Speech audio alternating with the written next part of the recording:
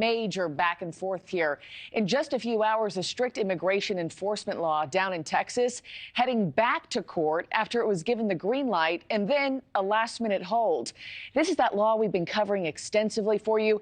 It would allow local police to arrest people crossing the border illegally.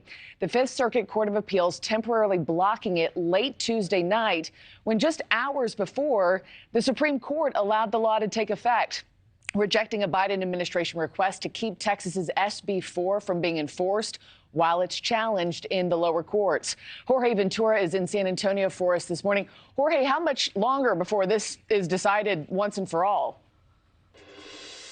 Yeah, Mark, it's just been a confusing back and forth when it comes to SB 4. Some of our viewers might have gone to bed and SB 4 would have been in effect. Now it's been once again put on pause. Now the Fifth Circuit Court will once again hear arguments on SB 4 on whether it's constitutional and whether the state of Texas can even enforce it. Now this one law can not only redefine immigration policy here in state of Texas, but also nationwide. But right now, the Department of Homeland Security also making the argument that SB 4 complicates their responsibilities, saying, quote, do not have the authority to take actions that assist in the enforcement of SB 4, according to the role of local law enforcement. But many law enforcement officials from across Texas aren't so sure. Many of them say that this law could help contain the border crisis.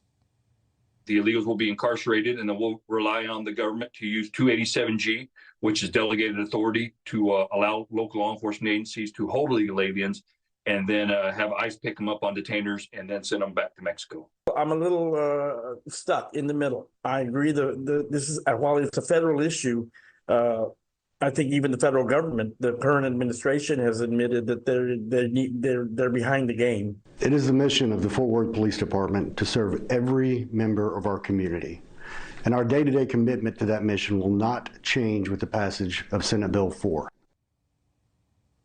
The Supreme Court's initial ruling ignited concern among immigration advocates on Tuesday, who have long been worried about the law opening door for racial profiling and wrongful detentions. Continues. We're going to keep advocating for justice and equality for every single person that lives here in Texas. And we also have a separate lawsuit against SB 4 with a representation of Maldef. So we're going to continue challenging this SB 4 law in the courts in the coming weeks.